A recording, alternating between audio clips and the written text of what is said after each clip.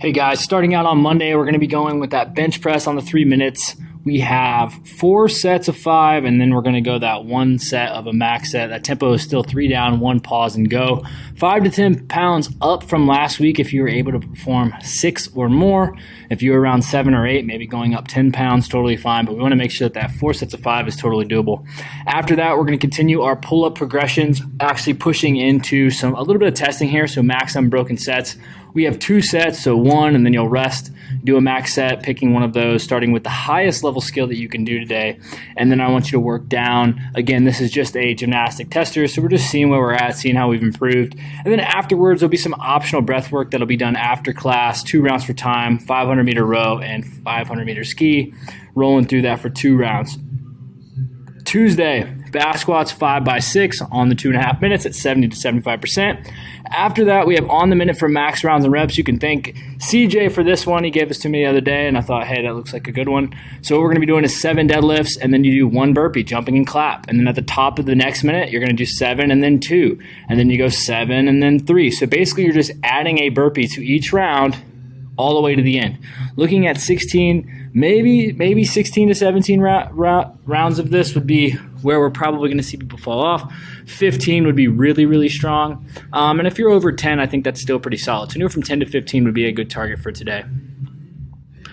After that, we have on Wednesday, we have every 4 minutes for 5 rounds. We have 40 double unders, 20 cal bike, and then 10 dumbbell power snatch. Looking at pushing this to sub 3 minutes per round, okay, so keeping that in mind, we want to have those double unders being relatively unbroken. If you have double unders, but maybe 40 is a lot, then maybe just bumping it down to 30 or even 25. On the cal bike, again, 20 cal bikes take anywhere from a minute to a minute 5.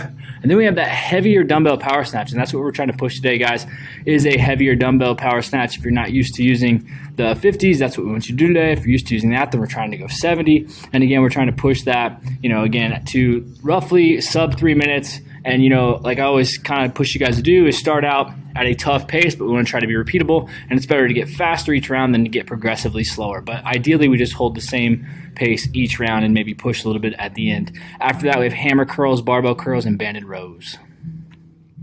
Thursday, we have on the 10 minutes, you're going to complete each of these. We have a 500-meter ski, 200-meter farmers, or 200-foot farmer's carry, and then another 500-meter ski. Okay. Then you'll rest at the 10-minute mark. We have a 200-foot D-ball carry, 1,000-meter row, and then rest, and we have a 2,000-meter bike erg, and then 200-foot sled push, and we actually have prescribed weights on top. Okay, each of these are going to take anywhere from, 5 to 6 minutes, so we're looking at trying to get a 1-to-1 or a little bit less than a 1-to-1 work rest.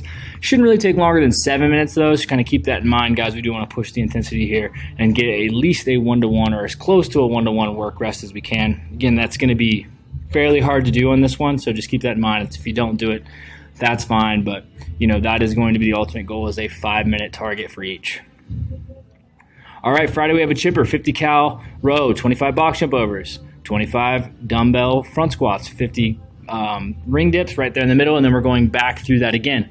Now, looking at this one, guys, this one is really, we know that's going to be a big bottleneck right there at the ring dips, but that's where you want to really try to manage those in manageable sets. If you have ring dips, but maybe 50 is a tough target, even scaling that back to 25 would be a good option today. I haven't really thought about how long this should take, but if we look at it,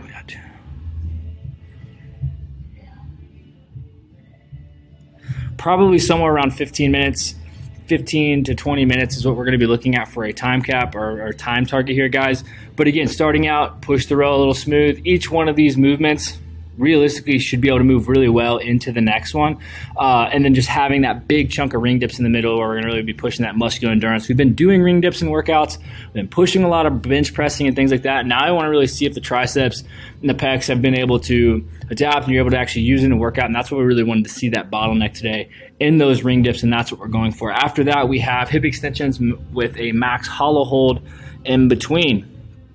Saturday, we have team, the Lion. Each partner will complete 5 rounds. So you go, I go. I complete 7 squat cleans, 7 shoulder overhead, and then 7 burpee chest to bars. And then you do as well. We each do 5 rounds for time. Pretty straightforward here today, guys.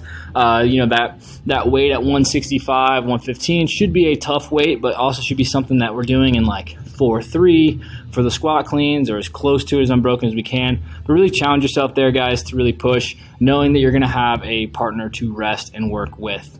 Okay, that's all we have for this week, guys. We are on week 8 of this mesocycle. We're going to roughly the middle of November, so we've only got roughly a month left, about 4 more weeks to hit that 12-week mark, guys. So let's keep pushing, and we'll see you in the gym.